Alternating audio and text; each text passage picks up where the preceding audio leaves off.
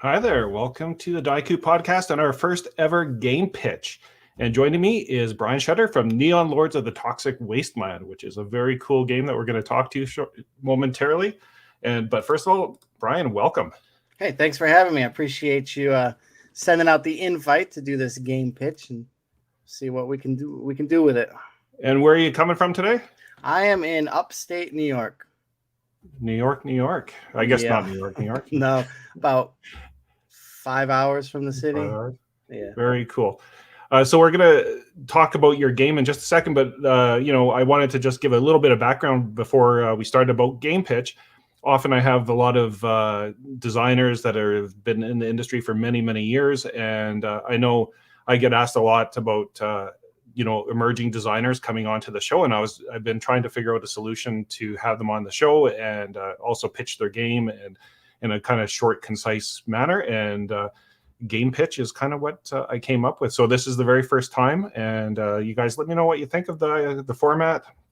It's going to be just kind of concentrating on the game, but as a brief intro, Brian, just tell us a little bit about yourself and how you got into designing the game in the first place.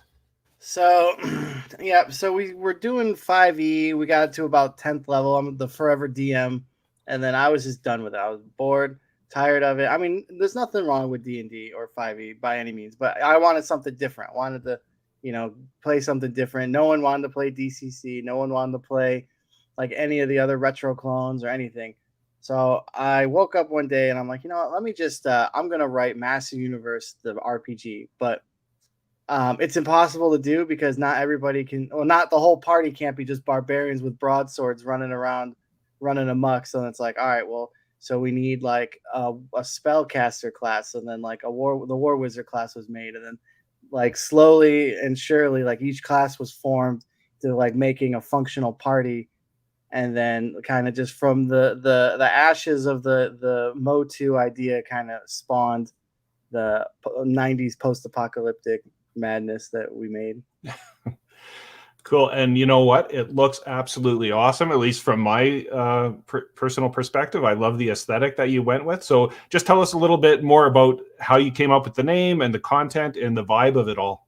So the name is like the name is like quintessential 80s 90s, where it's over the top and long for no reason, like so I wanted to make it as ridiculous as possible. And then so like it had to have lords in the name because always for some reason, make it regal and awesome. So yeah, Neon Lords of the Toxic Wasteland was kind of formed out of that. The aesthetic, essentially, I wanted to make like, all those awesome VHS covers that are painted and like over the top, but like the movie does not deliver. I wanted the game that delivers with like the art and the premise. Cool. And your background there, I can't help but notice that is like a kick-ass man cave with the neon and the video game. Yeah, thanks. Yeah, a bunch of the blackrainbow.com posters. They do, I can't see ours. Yep. So the like in the way, but there's the cover of the game, blacklit poster. Oh wow, cool. Okay, let's get into exactly what it is though. Like what's the system look like for you? Yeah, so basically it started as like built on the BX frame, and like it's mutated and gone far beyond like what basic edition was, with a bunch of different crazy other add-ons and stuff. So I kind of always say it's like it's a frame of reference as BX because it has a lot of that familiarity, but there's so much like added differences. Like each class has their own critical like hit table, rather than just like like double damage, or like in DCC how there's like not every class has their own like class specific table. It's more like warriors and dwarfs kind of go on this tables and like all that stuff. And we use a like a fortune point pool that you have a bunch of fortune points you could spend on different things, and spend class based ability points on rad abilities that the class has to offer, like kind of stuff like that, really. Cool. And it says you've got 250 unique spells. Do they all have their own kind of like DCC tables as far as like? No, not really. Like when it comes to that, like spell tables, which that's probably not a bad idea, but it's just So there's a couple, like obviously Magic Missile, like Sleep and Charm, like kind of like snuck their way in, but it's pretty much just from the ground up, different like flavorful spells that would like work in the setting and the world. We got our one of our first comments. Neon Lord's getting a little love. Awesome. Yeah, Martin. He helped co-wrote some stuff that's coming up, and then we wrote like a street trash movie inspired adventure that's on drive through. Oh, right on. Okay, so that's a little bit about the system. So D20, correct? Yep. Rolling. Yep. So D20, it's roll under stats for succeed, and then roll over to hit and saves. Cool. And this is my first game pitch with the slide deck, so I already told Brian if I'm like slow or whatever, just give me a nudge and tell me to speed up or talk about whatever you want to talk about. But the artwork itself too, just tell me a little bit about how you got the artwork done. Is that any of it yours, or how? No, the only thing I didn't do is the art. So Mustafa Bakir is how you would say it. I'm always bad with his name. He did majority of the art. The background is Lukas Kowalski, the Polish comic book guy. He's like awesome. Both of those are like my two favorite people. I saw Moose's art. He did like a Murder Hobos t-shirt, and I was like, that's the guy I need. So then I got a hold of him. We were chit-chatting, and then he did like 95% of the art. And then since this last Kickstarter for the Total Carnage edition, he's the official partner / like art guy for the book. So the majority of the art now from now on is Moose exclusive. Lucas is going to be too. So pretty much those two guys. That's it. For your process, what was it like as far as you found the artist that you wanted to work with, and how much back and forth did you have to do to get to where you wanted it to be? Not much. A lot of like I got lucky that the Heather is actually Ross Hayes. He was awesome to work with too, but he's very busy, very prolific artist, phenomenal guy though. But it was not a lot. They kind of got it, you know. It was like, this is like what I'm going for. This is the pitch, and they're like, all right, here, how's this look? And it's like, yep, nailed it. Like it's Super very cool. very easy to work with. And what are these classes here? So what are we from left to right, you got the Cyber Skin, which are Ronald Reagan clones that were like hidden underneath the world. And they were activated and pretty much have no purpose other than to adventure. The middle is Noise Thrasher, so he is a bard style class. Oh, and then the Night Stalker was the other one. It's like the ninja / like rogue class, and then a War Wizard on the left, and then the Heather is on the right. Super cool. And then tell us about how, like, between the Kickstarter and then the late backers, and how does that all work for you? So so we just finished up the second Kickstarter. So the first Kickstarter was like this version of the book. So it's like 250 something pages.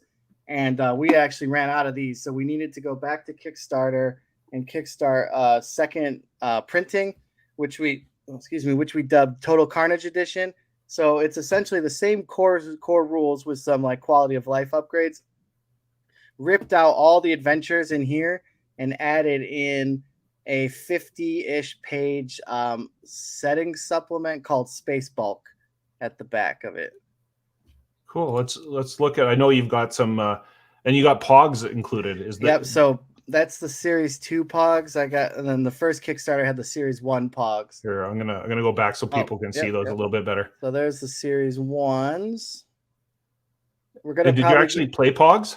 Oh yeah. So in game, there's Pog mechanics to play the game, which we call them power caps, because I don't necessarily know if Pogs was copyrighted. So I just played it safe, call them power caps. In game, you can use the Pogs to actually physically play the game against like each other or like NPCs or monsters in the game. And also, you can use the Pogs as a secondary initiative rather than just in Neon Lords you roll once, like the party rolls a d6, I roll a d6 as Neon Lord, and the highest one goes like initiative wise. But in this, everyone can donate, like, okay, like you're going to be the logo pog, and you put all the pogs in a bag, mix it up, and then pull out a pog, and then that's your turn to go. Then there could be a pog in there that ends the round, and you could essentially never go at all. If the end of the round pog hits before you get to go, hopefully you get it on the next one. Cool. Sounds like a fun initiative, and it lets people be engaged at the table instead of just waiting for their turn, right? Oh yeah. Yep. Cool. And so if people want to back late, this is the website, and it's also in the show notes and the description, and your link tree as well. It's got a lot of links to different things. Yep. There's so Space Bulk is half in the main. So it's 306 pages of the Total Carnage edition, and then Space Bulk's getting printed on its own, and it's like 70. It's got a little bit of added material, like an actual proper adventure added, and it's like 70 plus pages right now. So I want to kind of show off the aesthetic. So every adventure we always do the Sega Genesis style like artwork to it, and then that's the Total Carnage edition. So hold on. So Total Carnage edition has a dust jacket on it, and then the cover, nobody knows what the cover looks like. It was hidden, and it's a secret cover. So you're in good faith to hope that we put a good cover on it, which it is. It's awesome cover. The people that've seen it have really liked it.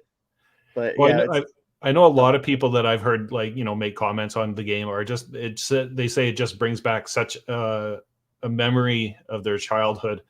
And it just makes them feel like they're back when they first started playing. And I'm sure that's by design, right? Like it kind of has that feel to it. Yeah, and then that's the back of the Total Carnage edition book. I made it look like a back to a Turtle TMNT card. And then this is the latest. So Total Con is a convention coming up at the end of February in Marlborough, Massachusetts. I'll be at. And I made a Total Con exclusive cover for that. That is that cover and back. So that's like the latest iteration of the cover. So we have a ton of different cover options, different variants. Yeah, Moose killed Space Bulk. Space Bulk is awesome. It's like one of my favorite things I've ever done. And these aren't small, like little zines. I mean, like how many pages did you say it was? Like 250 for this last one? Yeah, so first printing is roughly 256-ish, give or take a couple pages, 253 maybe. And then Total Carnage edition clocked in at 306. Wow. And so, I mean, how long did it take you to write that? That's pretty impressive. From conception to Kickstarter was 2 years. Wow. And how much of that was like play testing and writing? And you're doing this off the side of your desk, right? Yeah. This is just for fun. Like it was just thank you, Garrett, the Total Con cover. I'm pretty proud of that Total Con cover. But so it's just at night or like when I got some free time, I just write, mess around, play test, talk to the Neon Maniacs, the fans that we call. Get some feedback and then write some more, play test some. I got some solid people that I send stuff out to help play test for sure. And then so more stuff so the Thirsty for More is the solo rules. Those are already out. You can get those on drive-through. I don't know if we're going to do a second printing of it because it was a physical copy with the first Kickstarter. I haven't decided if we're going to do it. Zach, everything you need. Gene, yep, exactly. Zach, another Neon Maniac. All my buddies are in the chat. Saturday Morning Meltdown is going to be just like a bunch of Saturday morning cartoon fun stuff. The Sewer Shark class is going to be in it, like cereals and covers and everything, like prizes in the boxes you can get, give you bonuses in the game and stuff. And the final cover, that's a little secret. Like this is exclusive. You're getting exclusive content. That is a cover of a upcoming secret adventure that I'm gonna not say anything else about. But cool. That's you saw it here first, right? Yep. No one's seen it. And with all the OGL drama that's taking place, and I've kind of been famous about like I hardly have any D&D content on this channel. I'm actually like I believe in indie games, so I'm very happy to not have too much of D&D on here. But because of all the drama and your third-party license, tell us a little bit about that. Yeah. So we were always going to do, we've always been doing a third party license, not officially. Like people will be like, hey, can I make content? We're like, yeah, go for it. You know, the only stipulation is you show it to me and make sure that it's on brand, you know, like it's not ridiculous or hateful or anything like that. And like it sticks to the positive, like, you know, fun vibe of the game. So from there, after the OGL kind of like fiasco exploded, it was proper time to get it like on paper and send it out to people so they can, you know, have fun in the Neon Lords setting for sure. Cool. So what's the future hold for Neon Lords of the Toxic Wasteland? What do you see happening? Hopefully this game, this Total Carnage edition, people, once they get this book, they're gonna freak out. Like this, like it's a whole nother level. I'll send you the video that the factory sent me so you can see it because I can't show it off because there is a bunch of secret stuff. Like it shows the secret cover. Yeah. And then, so in the original book is the secret, there's a hidden class that you have to find. And then in this book, in Total Carnage edition, there's a hidden class and a hidden adventure that you have to find. So, so with that being said, I know I kind of went off on a tangent, but we got a lot of books online, not online, in the process of getting made. Last night on the stream, I kind of went over our yearly rundown, but the big thing is we have like a Deities and Demi Bros, kind of like a book about the WWF Pantheon of Gods, because Randy the Savage one is like the main, like the Zeus of the world. So there's a big book about deities and Demi Bros essentially like coming out. That's the next big book that's going to be probably like 200 pages. That's wow.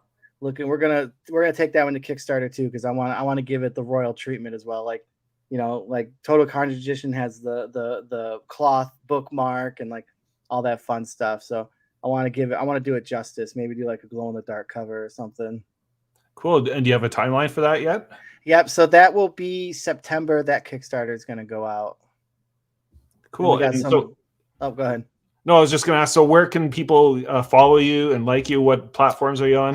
We're on literally every platform. So we're most active, I guess, on Facebook. We have a Facebook group, the Neon Maniacs Clubhouse, and you can check us out on Facebook, Instagram. We post a lot on there. We stream live games on Twitch. Then there's a YouTube channel that I dump all my live streams into, so you can catch them on if you missed the live one. Cool. Well, by design, the game pitches are supposed to be nice and short and sweet, but I welcome you back anytime that you have a new game, and hopefully we see you in September. Yeah, for definitely. The next Kickstarter. And for those that missed some of the details, they're all in the show notes or the description of the video below, and encourage you to check out this fun game. To me, it totally scratches that vibe that I like, and hopefully it does that for others as well. Excellent. Cool. Well, I think just wanted to say, tell me what you think about this format with the game pitch video, and whether you think it's something that we. Brian, thanks for being my first guest on No problem. Game Pitch, and hope to see you back here. And good luck. Thanks for having me. I appreciate it. Yeah, and good luck with all your games. Thank you very much. Okay, bye. Bye, everybody.